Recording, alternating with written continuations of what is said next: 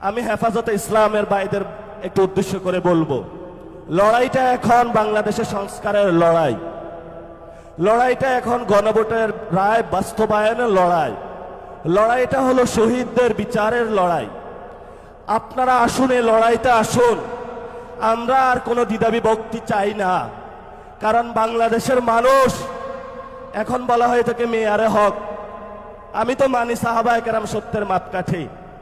এই যে ছোটখাটো বিষয় নিয়ে আপনারা প্রত্যেকটা মসজিদে বক্তব্য দিচ্ছেন, মানুষের মধ্যে একটা ভুল ধারণা সৃষ্টি করছেন, এটা করা উচিত না। আমি বলবো আসুন, ঐক্যবদ্ধভাবে আসুন। তারেক রহমান আপনাদেরকে কিছুই দিতে পারবে না। যদি দিতে হয় তাহলে মসজিদের মিনারে বসে আপনার জুলুমতন্ত্রের বিরুদ্ধে কথা বলতে হবে। ইসলাম আমাদেরকে শিখিয়েছে বাতিলের বিরুদ্ধে কথা বলতে হবে, বাতিলের সাথে কোনো নেগোসিয়েশন করে নয়। এই শিক্ষাটা মাদ্রাসায় আপনারা আমাকে দিয়েছেন, সেই শিক্ষা আমরা আপনাদের মধ্যে দেখতে পাচ্ছি না।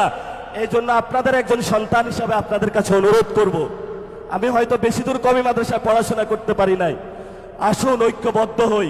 5 তারিখে যেইভাবে চরমনায় হুজুর থেকে শুরু করে 24-এ হেফাজতি বাইরা থেকে শুরু করে কোনো পরিচয় ছিল না, সবাই আমরা রাজপথে ঐক্যবদ্ধভাবে শহীদদের সাথে ছিলাম, আহতদের সাথে ছিলাম, বাংলাদেশের সংস্কারের জন্য ছিলাম।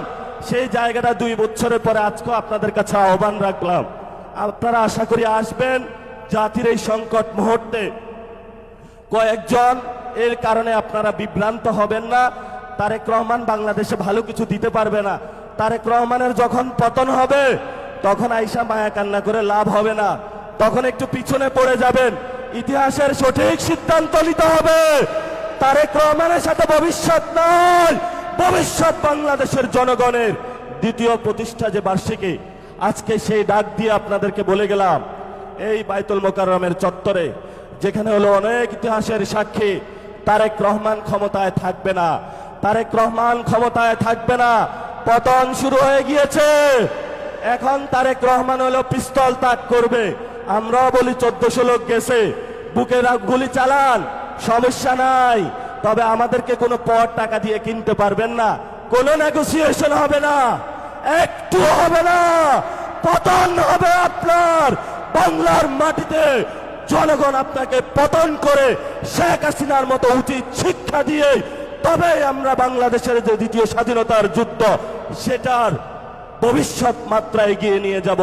সবাই ভালো থাকবেন, নিরাপদে থাকবেন, আশেপাশে দেখে রাখবেন যারা ছাত্রদল, যুবদল, বিএনপির